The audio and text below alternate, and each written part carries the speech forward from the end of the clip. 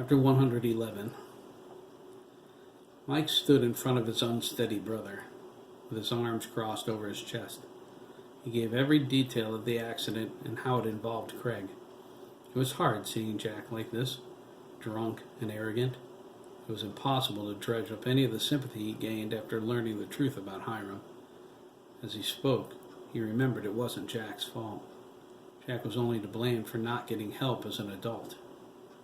The look in his eyes, Mike thought, the way the kids are staring at him like they want to kill him. It drove Mike to squeeze and loosen his fist under his armpit.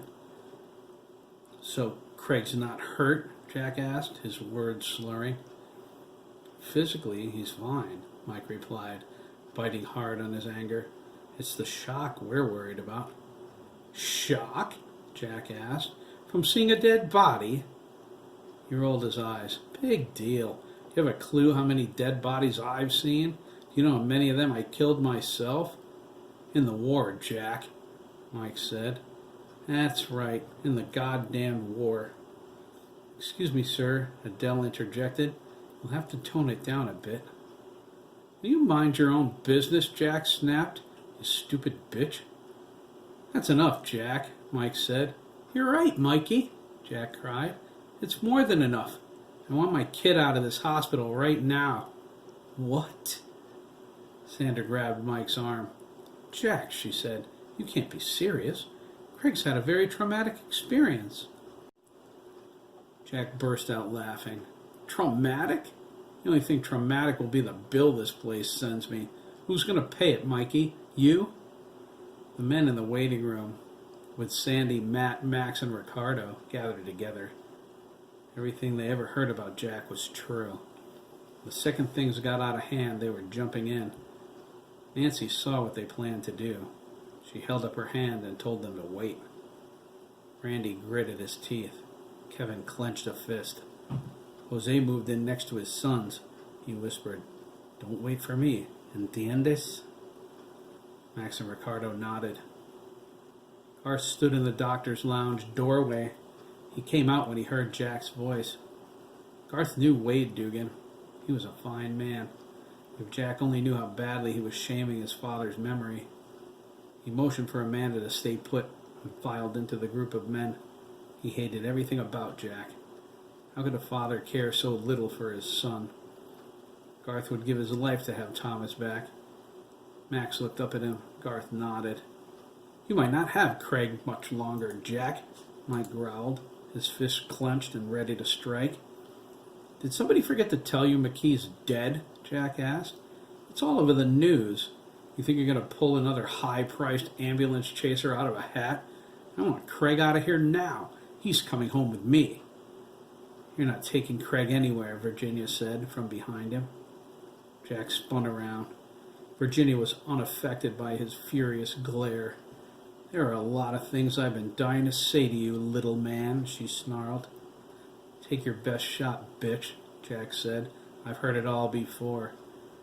Chris stepped forward, but Virginia stopped him with the look. Chris nodded and backed up. "Whoa, Mom's tougher than I thought." Sandy put his hand on Chris's shoulder. "I'm ready if Jack crosses the line," he thought, stepping in front of his friend. He looked toward his mother. Susan nodded to him, gripping her husband's hand. Sean held Alex's leg, biting his lower lip. "You'd like that, wouldn't you, Jack?" Virginia said. "Create a scene, blow off some rage." "Don't stick your nose in where it doesn't belong," Jack replied. "I'm a bad man to screw with." "And I'm the nastiest queen bitch you've ever crossed swords with," Virginia exploded, poking Jack in the chest. "Getting Craig away from you didn't die with my husband. I know more attorneys than you have pecker inches, and they all owe my family favors. One way or another, I'm going to make sure you never get your stinking rotten hands on that kid again. So help me God, Jack, you've messed with the wrong broad." Jack shook with rage. "No one talks to me like that. No way." He looked deep into her eyes. She glared back at him, daring him to strike. Jack raised his fist. The whole room moved toward him. Nancy got to him first. "Just what are you planning to do with that fist, boyo?" she asked. Jack wavered in indecision. "I thought you had the right to see your boy, Jackie," she continued, "but I was wrong. Get out. Go back to whatever hole you crawled out of tonight. I don't ever want to see your face again." Jack hovered. He gazed at the faces glaring at him. "They think they can take me? That's a laugh. I can kill all of them with my bare hands." Jack was about to hang everything, dive into the group of men, and start taking them apart, when Giuseppe Luciano appeared in front of them. His weeping eyes were filled with betrayal and angry accusation. Jack gasped and walked quickly out the door. "No more ghosts," he thought. "No more." He stumbled to the Monte Carlo. He was about to ram his key in the ignition when a woman's voice appeared inside his head. Jack relaxed, just as she commanded. He nodded and listened. He smiled. He set his keys on the passenger seat and waited. Garth and Amanda went to their daughter-in-law. Virginia's bravado melted. They threw their arms around her and she began to cry. The adults gathered with them. Chris waded through the crowd to the waiting room. A tear ran down his cheek. Max came to him, and Chris crumbled. Max reached out and drew Chris to him as he sobbed. Chris leaned into him, his body turning to rubber. He remained standing only because Max was holding him up. "Let it out, Chris," Max said. "We're all here." Amanda watched as Chris's friends surrounded him. She stayed with Virginia. She thought, "They're such good boys." Garth led her and Virginia to the doctor's lounge. Virginia wasn't ready to greet the neighborhood. Not yet. Cynthia fell against her husband, her tears falling anew. Every wife's heart went out to Virginia. Virginia grieved on the small leather sofa in the lounge. She sat between Garth and Amanda, her mind flooded with so many torturously good memories. Adele looked in, nodded at Garth, and closed the door. Chris cried in Max's arms for about 2 minutes. Max told him it was okay to keep crying, but Chris shook his head. He would cry later, in private. He asked him if they would come to his house again tonight. He was sure his mother was going to stay at the hospital with Jeremy. He wanted to go home, not to his grandparents' house. Seeing them cry made Chris feel strange, out of control. He couldn't handle it. They said they would. Linda Gardner put a damper on things. "Boys?" she asked. "I'm not sure tonight would be appropriate." "Shut up, Linda!" Cynthia exclaimed, her eyes brimming with tears. "Where's your mind, woman? Virginia's not leaving Jeremy. Don't you think Chris needs some support, too? He's reaching out. Derek can go with him. What do you think they're going to do? Throw a party?" "Oh, Lord, Chris," Linda gasped, her hand over her mouth. "I don't know what I was thinking. Please, I'm sorry. Matthew, of course you can go. Be with your friend." "Me too, Maxie Ricardo," Mariana said. Jose translated for her. Cynthia was talking so fast it sounded like Chinese to her. "You don't even have to ask, Sanford," Susan said. Max and Ricardo held Chris tightly. They told him they loved him. Chris nodded. He loved all of them more than ever. He needed them, and they were there. It was all anyone could ask. Max led them over to the chairs, and they sat down. He kept his arm around Chris. Sandy took his hand. Chris observed those who came to support him and his family. It felt good to know there were people like this in the world. He saw Derek next to his father. His eyes were pink and puffy from crying. Kevin came over to Chris. He squatted down in front of him and said they were there if he needed them. Chris only heard half of what he said. He nodded appropriately. Kevin was a good guy. He was doing for Chris what Chris did for Derek. Kevin patted him on the thigh and went back to his wife. Cynthia had Dougie in her lap. He was watching TV with his thumb in his mouth. Alex and Susan were next to them with Sean. Chris noticed Herman sitting alone. They knew his mother hated hospitals, but they didn't know why. Matt slipped into the bathroom. He couldn't look at Chris. He knew it would make him cry, too. He thought if he had only convinced Jeremy to come to the field early, he could have prevented this. He was on the toilet, his face in his hands, overwhelmed by guilt. Derek ambled over to Chris, his head down, his fingers working. Chris waited for him to say something, but he just stood there, his lower lip quivering. Chris reached out and tilted his head up with his forefinger. Derek's green eyes were filled with tears. Chris, I hope Jeremy, Derek struggled, holding in his emotions. You know, huh? Well, Chris, are you okay? Derek's tears fell. Chris let go of Sandy's hand and drew him into his lap. Derek figured everyone thought he was a crybaby, but he didn't care. Jeremy was in shock, they said. He didn't understand what it meant, but he knew it wasn't good. Chris was his friend, and his dad was dead. Derek knew how he felt after losing Dan. I'm worried, Chris, Derek blubbered. Me too, Chris sadly replied.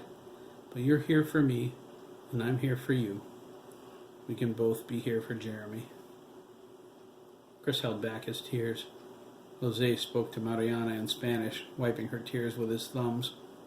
Ricardo moved to the other side of his mother. He winked at Chris, who tried too hard to smile. Adele led Mike, Sandra, and Nancy into the corridor. Chris assumed they were going up to see Craig. Colin sat on the floor in the corner, picking his nose and eating it behind a copy of Newsweek. Billy Wilde stared at him with his mouth hanging open, thoroughly disgusted. Adele paused at the nurse's station. Dr. Montclair, I'm taking the Dougans to pediatrics. The McKees want to see you when you're ready. Well, Nurse Weisenberg, Dr. Montclair replied. He took a deep breath. Let's not keep them in the dark. Make sure the Dougans understand their visit needs to be brief.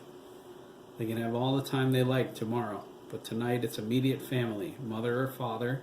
That's it. Arthur watched the young doctor enter the room and sit behind the desk. He thought, he can't be older than 32. First off, Dr. Montclair began. He slipped his nameplate onto the desk.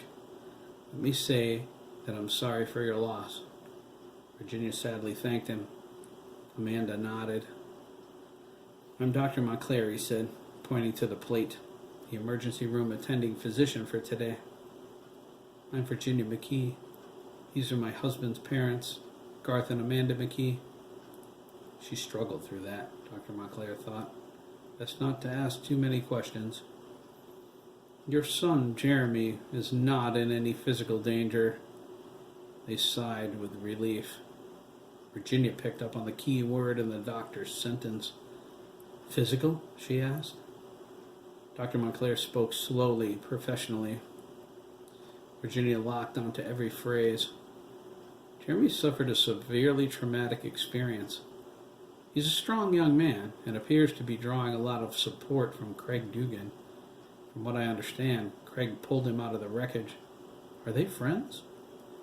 Virginia replied, fighting to level her own voice. While he's stayed with us, I've watched the two of them grow very close. Craig went through some hard times with his father. Jeremy's helping him cope. They consider each other best friends. The reason I'm asking, Dr. Montclair said, is because the boys became very agitated when we tried to separate them. Jeremy has quite a grip. He works out regularly, Garth hoarsely said. I'm sure he does, Dr. Montclair said. The two of them broke a nurse's nose when she tried to pull them apart. Virginia and her in-laws gasped. Dr. Montclair continued, She's all right. The hazard of the profession. They only calmed down after I set Jeremy's arm when they fainted. A short while ago, Jeremy woke, extremely agitated. Craig was with him and helped calm him down. I think Jeremy may be holding on to Craig like a buoy. The accident, as I understand it, was severe, and your husband's injuries extensive. Virginia inhaled sharply. Oh, God. I don't think it's wise to separate them at the moment, Dr. Montclair said. Jeremy needs someone who understands. I believe that's Craig. I doubt we could separate them if we wanted. Virginia felt her heart crack. I should have been here. Jeremy's pain must be enormous. Her anger rose. She cursed God for putting her family through this. Oh, Jesus, I'm sorry. There's no sign of a concussion, Dr. Montclair read from the chart with Jeremy's name on it. No internal bleeding. However, Jeremy suffered a severe fracture of his left arm. We were able to set it without having to put pins in it, but he has several stitches where the bones pierced the skin. There will be a visible scar.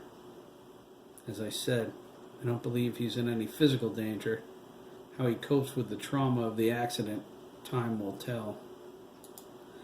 I recommend grief counseling for the whole family and for Craig. They went through hell today.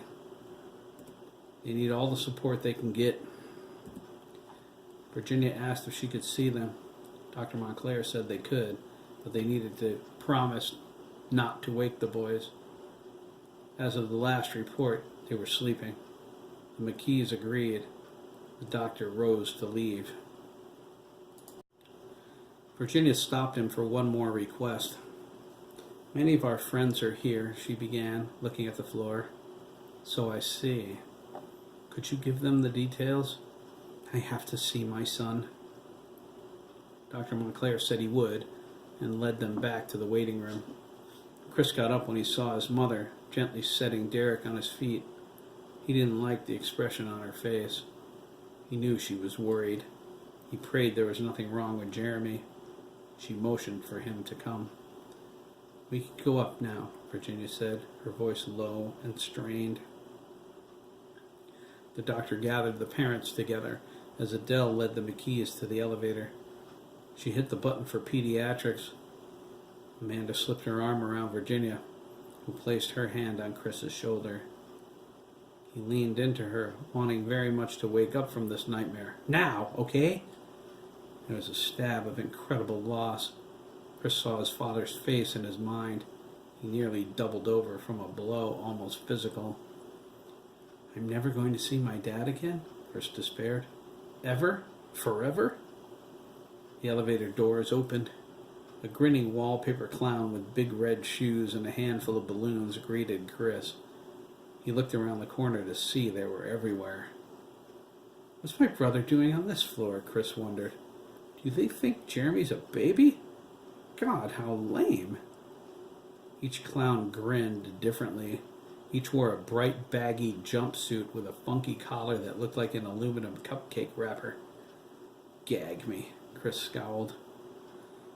Amanda and Adele walked together, murmuring. Chris knew the nurse was reassuring his grandmother that everything would be okay. He avoided Amanda. He felt terrible about it, but it was too painful to see her upset. She was always bubbling over with confidence and strength. Chris supposed losing her son, it hit him again like a ton of bricks. Dad, man, this is real. He's gone. Virginia walked into the room. Chris followed her closely. Jeremy was in the bed to their left with a massive cast on his arm. Virginia choked back a sob. He looked so helpless and fragile lying there. She thanked God he hadn't taken her baby as well as her husband. The Dougan sat in white plastic chairs at the head of Craig's bed. Mike saw the look on Virginia's face and stood up. She tried desperately to hold in her emotions. He asked if she needed a hug. She responded by hugging him. Chris went to Jeremy's bed. Nancy took hold of his hand. I love him, Mrs. Dougan, Chris said. I know you do, lad, Nancy replied. Virginia held on to Mike and stopped her tears once again. Not yet, she thought. Once I begin, there's no way I'm going to stop. She overheard downstairs that Mike was at the accident scene. You were there? Virginia asked. Mike nodded. She saw by his expression the story wouldn't be pretty. Mike mentally edited what to tell her. He would leave out the part about Thomas's head at the boy's feet, or how he kicked it under the truck. I have to know, Mike, Virginia said. Did Thomas... was he... Mike shook his head. It was instantaneous. Virginia sighed relief. Thank God for that. She asked Mike to give her the whole story, and not to pull any punches. She needed to hear it. Chris listened too, even though they spoke in hushed voices. Tractor-trailer, head-on collision. The more Mike revealed, the more his heart went out to his brother. Chris let go of Nancy's hand and touched the side of Jeremy's face. He looked so peaceful, but he knew that peace would be short-lived once his brother woke up. Mike told Virginia what happened between Jeremy and Craig. Craig pulled Jeremy out of the Porsche. They sat together crying. Jeremy refused to go anywhere without him. Craig promised not to leave him. Chris walked over to Craig's bedside. His dirty blonde hair was wet with sweat, his face stained with tears. Every story of every mean thing Jack ever did to him came into Chris's mind. He was glad his mother put Jack in his place. The best part about it was he knew she was serious. Virginia made a comment how much they owed Craig. Chris silently agreed. She believed he saved Jeremy by being there at the moment of trauma. That was the clincher for Chris. He leaned over and kissed Craig's forehead and then his cheek. His tears were salty on his lips. I owe you, Chris whispered. Come back to us, okay? I swear, Craig, we'll never let you go. You know, Sandra said, Craig's a damn good kid. You don't have to sell him to me, Mrs. Dougan, Chris choked. I swear to God, I'll never let anybody hurt him again. Not ever. Virginia and Mike stared at Chris, nodding soberly. Chris scowled. What's wrong with you, dweebs? He asked. Virginia kissed him on the cheek. Chris hugged her, kissed his brother, and left the room. Once his mother got over to Jeremy, her tears would fall. Chris didn't want to watch. He couldn't take seeing her like that. He needed his friends. Virginia sat on the edge of Jeremy's bed and wept. Mike went into more graphic detail about the accident once Chris left the room. She was thankful for that. The images were horrifying. She was only beginning to realize what Jeremy went through. She was afraid. She looked down at her little angel, at the thick plaster encasing his left arm, and prayed for his mind. I'll endure any torture, any pain, but please, God, spare him the agony he'll face when he wakes up. Memories invaded her thoughts, times that promised a bright future for their family. Thomas's graduation from law school, the offer of a prestigious position with Thurman Milner's firm, and a lifetime of security. She reached inside for that feeling, but it wasn't there. The winds of her despair had blown it away. Oh, Thomas, my love, my life, Virginia desperately thought. Tell me what I'm supposed to do now. Her tears fell silent and warm down her cheeks. Mike reached out to her, but Nancy held him back. She needed to grieve. She had the right to have her tears go unrelieved, her sorrow undiminished by a sympathetic touch. Virginia remembered the child knight in the front yard waiting so patiently for his wandering king to come home.